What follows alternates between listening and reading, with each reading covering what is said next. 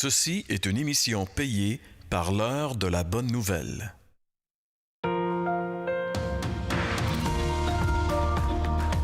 Suivant ce que nous ont transmis ceux qui ont été des témoins oculaires dès le commencement et sont devenus des ministres de la parole, il m'a aussi semblé bon de les exposer d'une manière suivie, excellent Théophile, afin que tu reconnaisses la certitude des enseignements que tu as reçus.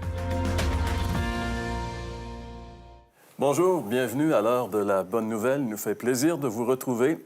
Et à nouveau, cette année, on se dirige vers une aventure assez spéciale. On va découvrir ensemble la personne de notre Seigneur Jésus-Christ à travers les écrits de Luc.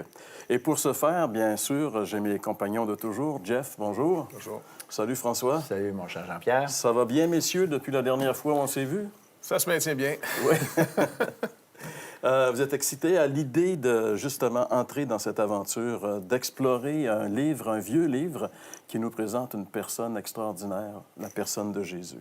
Absolument. Une personne qui a littéralement changé le cours de l'histoire.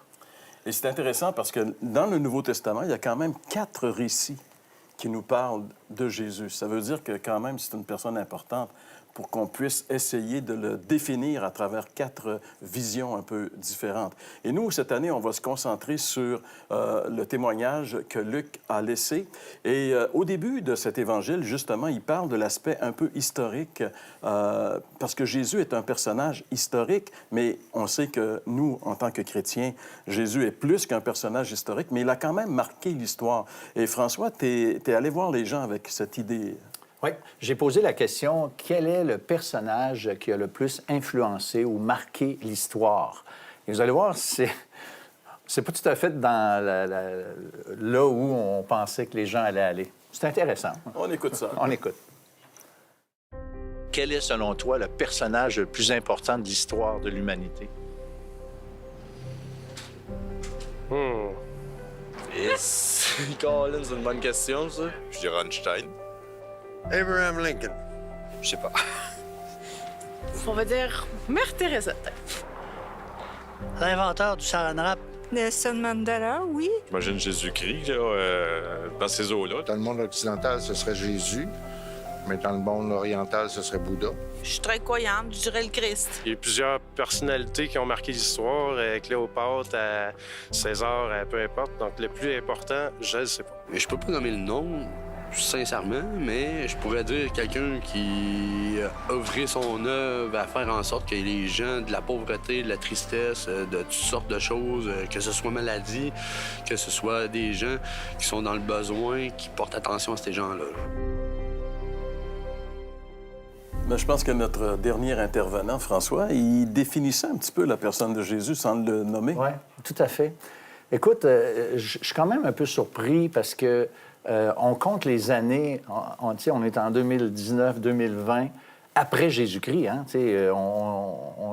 les gens semblent oublier ça, mais le Christ, la venue du Christ sur la terre a tellement marqué l'histoire qu'on a, j'allais dire, recommencé à zéro de compter les années, après sa venue, bien entendu, mais je trouve ça quand même spécial qu'on ne soit pas du tout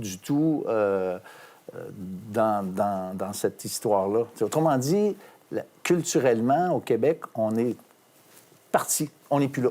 C'est plus le christianisme, le Christ, c'est plus quelque chose qui est central dans notre culture. Oui, c'est ça. Ça disparaît. Dans les interviews que j'ai faites, il y a plusieurs histoires là, que j'ai contées, que j'ai demandé des questions aux gens. Et puis, il y en avait une, c'était une citation biblique. Je demandais le sens de cette citation-là. Puis c'était un Français qui était là en voyage. Puis il me dit, c'est sûrement une expression québécoise. En tout cas, on s'éloigne. On s'éloigne comme société, c'est clair. Toute notre foi chrétienne est basée sur des documents qu'on appelle le Nouveau Testament, la Bible. Est-ce qu'on peut vraiment se fier à ces documents? Parce que dans l'histoire, on sait que si on prend des livres d'histoire générale, il est fait mention de Jésus, mais très, très peu quand même. Alors que le Nouveau Testament parle abondamment de Jésus, et c'est pour ça que notre foi repose sur ces documents-là. Est-ce qu'on peut vraiment s'y fier?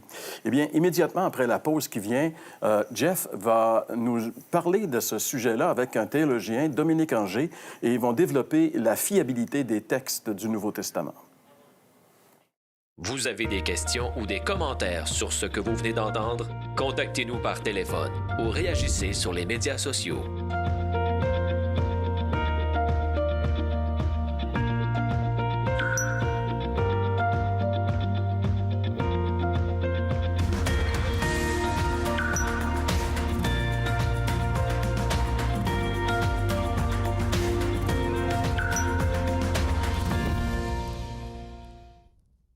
Dominique Anger, professeur à la Faculté de théologie évangélique de Montréal.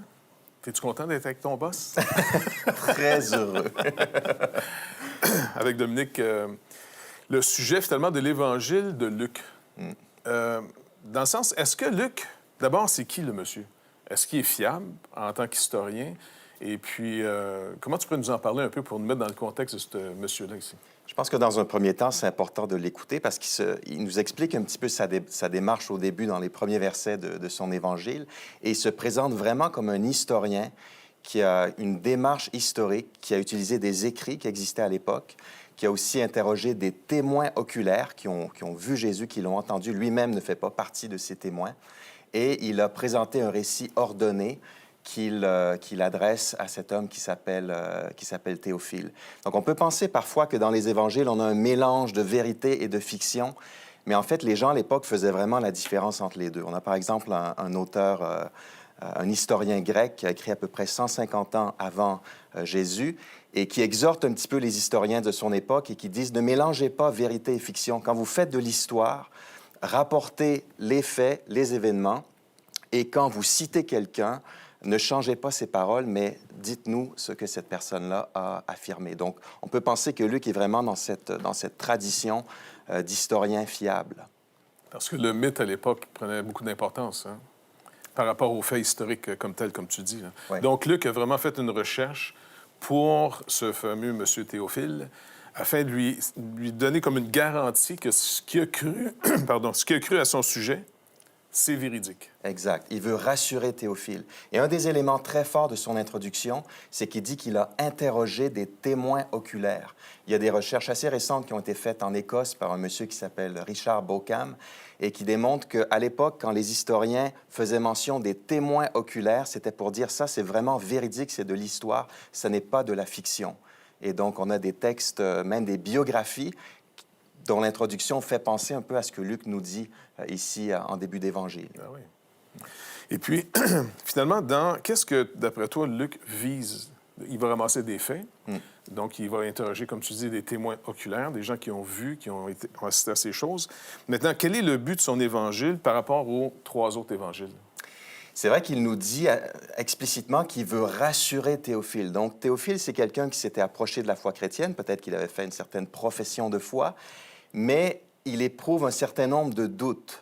Et probablement que ce qui trouble un peu Théophile, si on se fie au contenu de Luc, mais aussi de la suite de l'œuvre de Luc, les Actes des Apôtres, c'est que Luc se dit Jésus est le Messie, annoncé dans les Écritures d'Israël, mais finalement, dans l'Église, il y a énormément de non-juifs et il n'y a peut-être pas autant de juifs que ce à quoi on pourrait s'attendre. Et donc, Luc veut le rassurer en lui disant il y a des Juifs qui ont vraiment suivi Jésus, et Luc nous présente un certain nombre de Juifs pieux, et il nous montre finalement que le judaïsme à son meilleur débouche sur la foi chrétienne. Parce que pour un païen d'origine comme Théophile, il devait être troublé de se demander aussi pourquoi l'ensemble du peuple d'Israël n'avait pas cru dans leur fameux Messie, selon leurs propres Écritures. Parce que le grec, lui, n'a pas d'écrit sur l'annonce d'un Messie qui doit arriver. C'était troublant parce qu'il pouvait se demander si c'est si clair que les Écritures d'Israël annoncent le Messie, pourquoi est-ce que la majorité des Juifs n'a pas reconnu en Jésus le Messie? Donc, Luc apporte des réponses à cette grande question.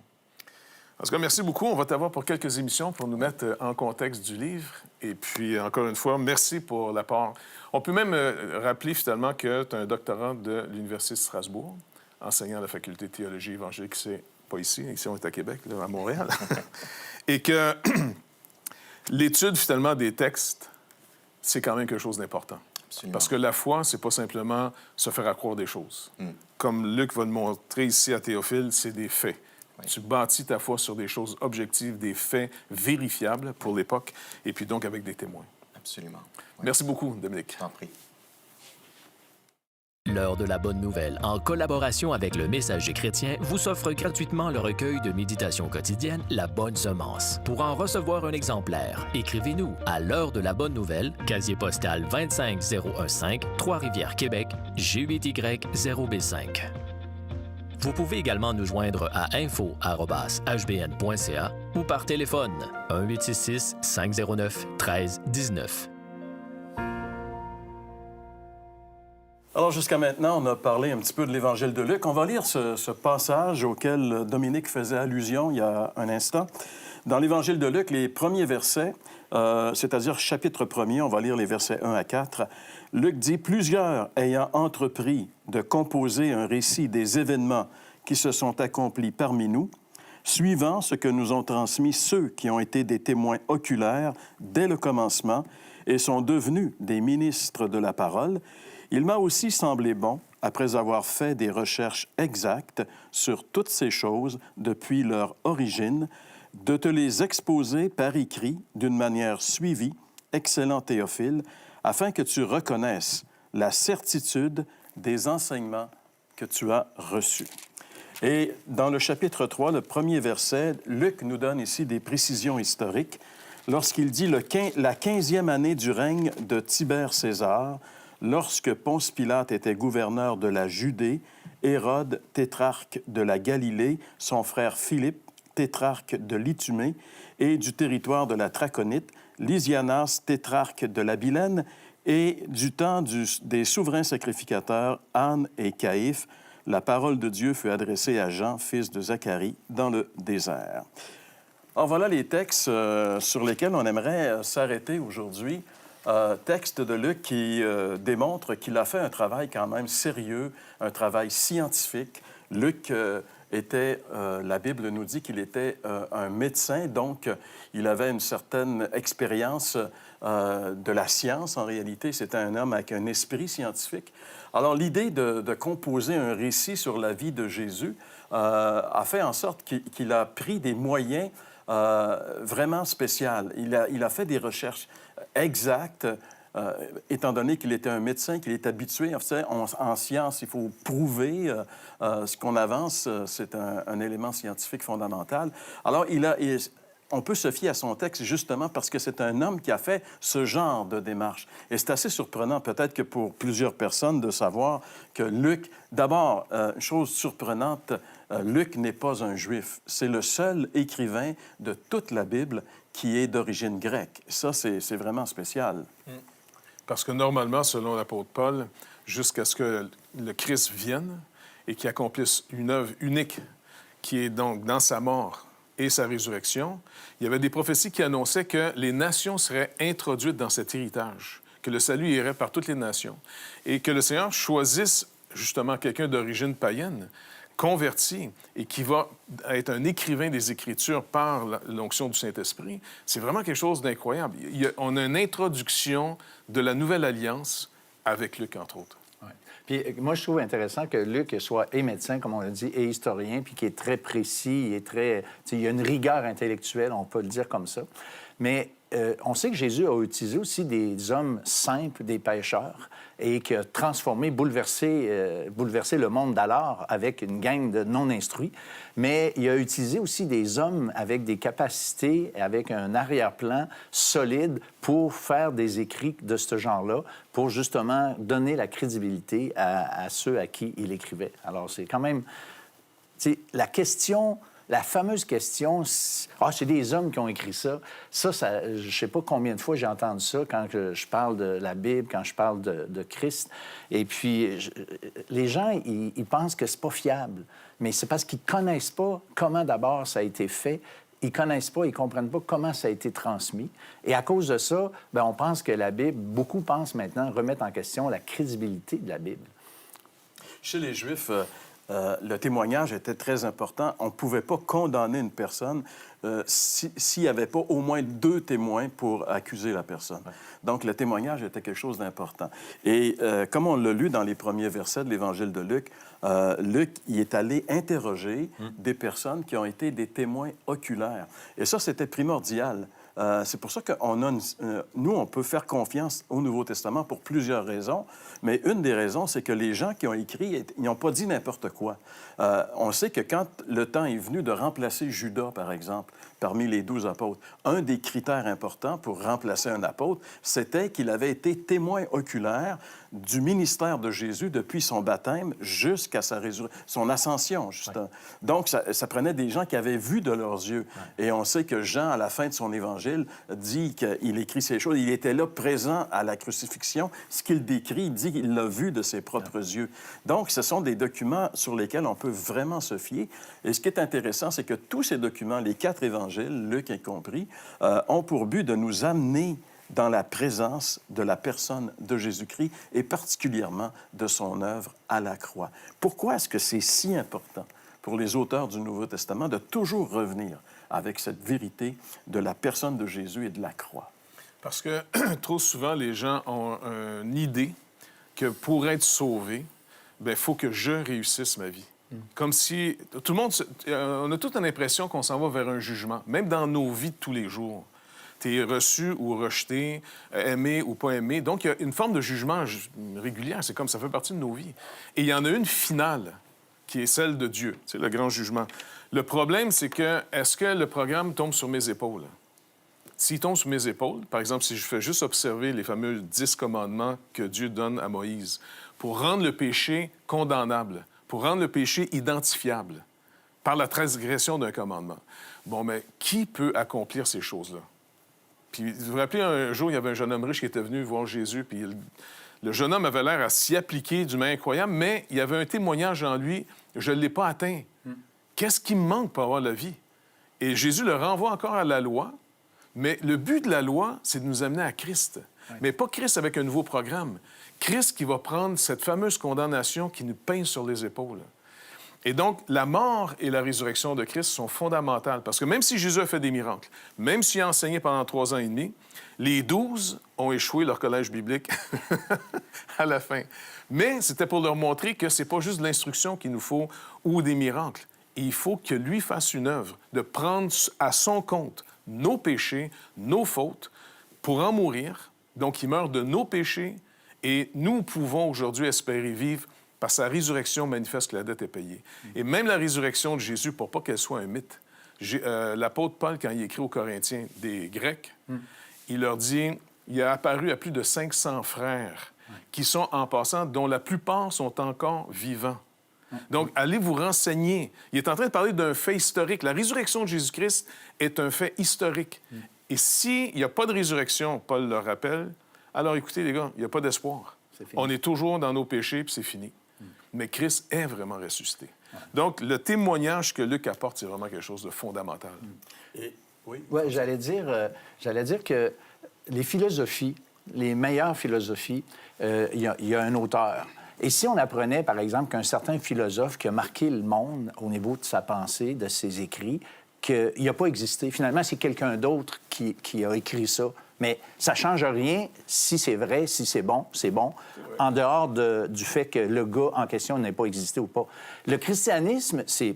Bon, il y a quelque chose de philosophique là-dedans, mais à la base, c'est des choses historiques. La venue de Jésus sur la terre, sa mort, sa résurrection, c'est des faits historiques. Enlever, mettons, si on était capable de prouver, je ne sais pas, que ça n'a jamais arrivé, ça. Bien, moi, je rentre chez nous, puis je veux dire, c'est terminé, mon affaire. Le christianisme tombe parce qu'il est basé sur des faits historiques. Ça, c'est vraiment majeur comme principe, là. C'est fondamental. Ouais. Et Luc dit on a lu dans les premiers versets que les témoins oculaires sont devenus des ministres de la parole. Hein?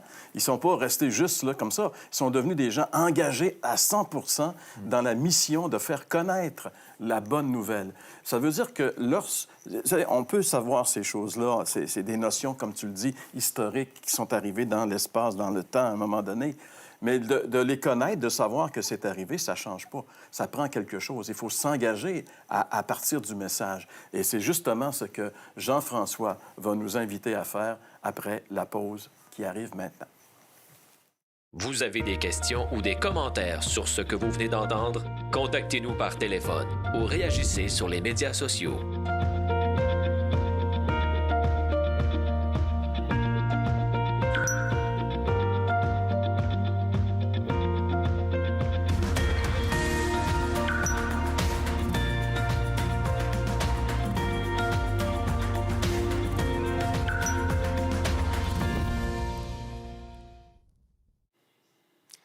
c'est un sujet super important puis qui me rejoint particulièrement personnellement. Dans mon histoire, c'est arrivé, moi, que j'ai rencontré Jésus comme sauveur. Ça a transformé ma vie.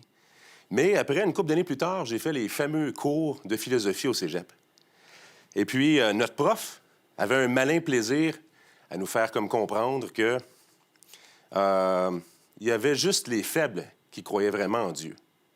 Et ça m'a reviré à l'envers un petit peu parce que moi, Jésus avait complètement transformé ma vie. Donc ça, je pouvais avoir l'évidence de ce que Jésus avait fait réellement dans ma vie. Mais là, j'ai commencé à me poser la question et à me dire, mais et si tout ça était juste un conte de fées? Et si tout ça n'était jamais arrivé réellement? Donc la première question qui m'a obsédé vraiment, c'était celle de la résurrection de Jésus. Et je me suis dit, si jamais on peut prouver de façon historique que Jésus n'est pas réellement ressuscité, un peu comme François le dit, bien, il n'existe plus de christianisme. C'est fini. Et donc là, je me suis dit, mais je ne peux pas continuer d'investir ma vie à poursuivre Jésus puis à croire en lui si je ne peux pas remettre en question.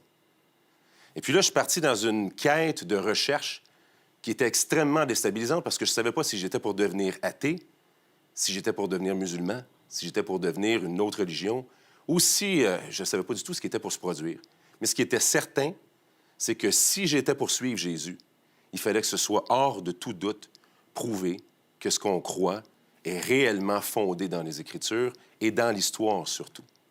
Donc, quand Luc arrive et il dit, il parle à Théophile, il dit « Afin que tu reconnaisses la certitude des enseignements que tu as reçus », c'est très important. Et pourquoi c'est si important que ça? Vous pourriez vous dire, oui, mais ça ne change pas grand-chose en fin de compte. Jésus, c'est un message d'amour qu'il est en train d'amener. C'est une philosophie positive. Pourquoi est-ce qu'on a absolument besoin d'avoir les preuves historiques? Mais c'est que le message de Jésus, c'est justement pas une philosophie ou un code d'éthique seulement. C'est réellement une bonne nouvelle. Et la bonne nouvelle a vraiment un lien avec le fait que Dieu lui-même est venu marcher parmi les humains et est réellement mort à la croix pour subir la colère de Dieu à la place des pécheurs, qu'on est tous. Et quand Dieu le ressuscite des morts, chose qui doit être prouvée de façon historique, bien, on a la preuve que Dieu a accepté le paiement que Jésus a porté à la croix à notre place. Donc, c'est absolument nécessaire qu'on puisse savoir que la chose est fondée historiquement. Maintenant, il faut croire en toute confiance. C'est pas tout de croire. Il faut croire en quelque chose qui est vrai. Est-ce que vous vous êtes déjà posé cette question-là? Si la philosophie de vie que vous avez est réellement fondée. En fait, Luc a pris la peine d'attester la chose parce qu'il a été transformé par le message. 2000 ans plus tard, le même message transforme encore d'autres personnes. J'en suis la preuve et tous les autres animateurs en sont la preuve. 2000 ans plus tard, on atteste encore la véracité de la transformation que Jésus fait dans une vie. L'apôtre Jean disait aussi, « Ces choses ont été écrites afin que vous sachiez que Jésus est le Christ, le Fils de Dieu, et qu'en croyant, vous ayez la vie en son nom. » C'est la chose qui peut vous arriver aujourd'hui. Peu importe ce que vous êtes en train de traverser dans votre vie. Prenez le temps de chercher et d'invoquer ce Jésus-là qui a transformé des vies. Faites-le, vous pouvez le faire. Vous pouvez faire des recherches, vous pouvez prendre le temps de chercher. Dans les prochaines émissions, on va vous donner plus de détails sur les fondements historiques, justement, de cette foi-là. Mais d'une façon ou d'une autre, vous allez devoir arriver à ce point-là un jour. Vous allez devoir vous installer, vous mettre sur vos genoux et puis parler à ce Jésus-là qui est ressuscité des morts et lui dire, « Moi, je veux te faire confiance. Je veux placer cette confiance-là en toi. Je te donne ma vie, puisque tu es mort pour mes péchés. » Et vous allez devenir témoin, vous aussi, de cette histoire-là. Vous avez des questions ou des commentaires sur ce que vous venez d'entendre? Contactez-nous par téléphone ou réagissez sur les médias sociaux.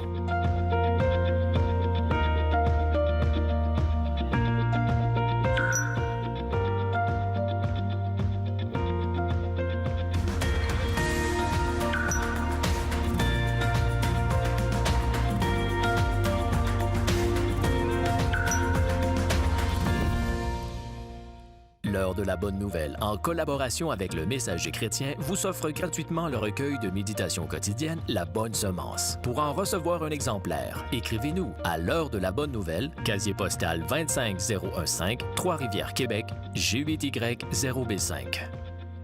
Vous pouvez également nous joindre à info@hbn.ca ou par téléphone 1-866-509-1319. Jésus est vraiment un personnage unique et extraordinaire. Et encore aujourd'hui, il transforme des vies. Il a coupé l'histoire de l'humanité en deux, comme on l'a vu dans cette émission.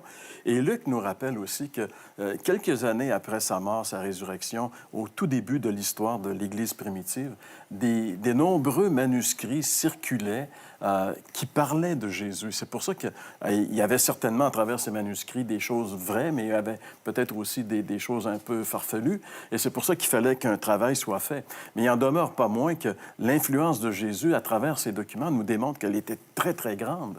Exactement, parce que les gens étaient prêts à sacrifier leur vie pour un meilleur idéal. C'était pas juste une philosophie ou une religion qui me donne des profits maintenant, même s'il y a des effets maintenant, parce que toute leur espérance, c'est cette fameuse résurrection de Jésus qui aussi annonce la leur. Le Seigneur nous promet notre résurrection, une nouvelle terre, de nouveaux cieux, où là, on va habiter la justice pour toujours. Donc, c'était une espérance qui les portait au-delà de tout ce que le monde pouvait leur faire, parce qu'il était en... Écoute, c'était pas aussi populaire, c'était pas plus populaire à l'époque que maintenant, là. Non. Tu sais, chez les Grecs, il y avait une philosophie que quand tu meurs, là, tu t'en vas dans le monde des idées, en d'autres mots, là, tu comprends? Ils parlent de résurrection de la chair, les gens étaient comment? Là, ils disaient, c'est une affaire de folie. Donc, le monde, comme aujourd'hui, s'opposait. Et ces gens-là étaient tellement convaincus. D'abord, c'était des témoins oculaires. Ils avaient entendu, des gens qui leur parlaient, c'est des gens qui avaient entendu, vu, toucher Jésus. Et ils avaient vu sa résurrection, parce que même Paul, quand il écrit aux Corinthiens, des Grecs, il leur rappelle que la résurrection de Christ est tellement un fait historique qu'il y avait à l'époque plus de 500 personnes qui avaient vu Jésus ressusciter. À la fois. Oui, dont la plupart étaient encore vivants. Donc, on a affaire à des faits historiques. La foi, c'est pas seulement la spiritualité générale où est-ce qu'on flotte dans un nuage. Ah, c'est est-ce que je crois quelque chose de vrai, de vérifiable, d'historique? C'est ça. Et jamais dans l'histoire de l'humanité, il avait été rapporté, et même après, que quelqu'un qui est mort est revenu à la vie. Jésus a ressuscité des gens qui sont morts par la suite, mais la résurrection de Jésus fait en sorte que lui, il vit pour toujours. Et ça n'a jamais...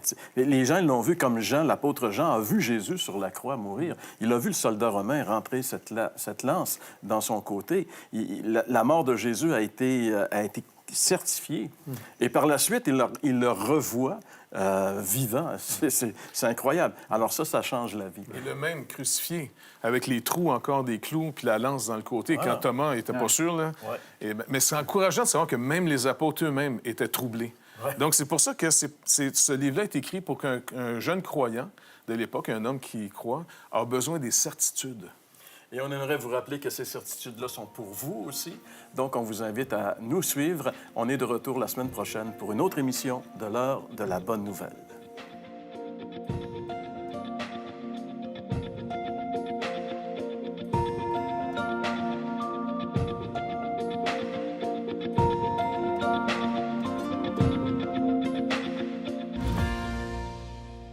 Ceci était une émission payée par l'heure de la bonne nouvelle.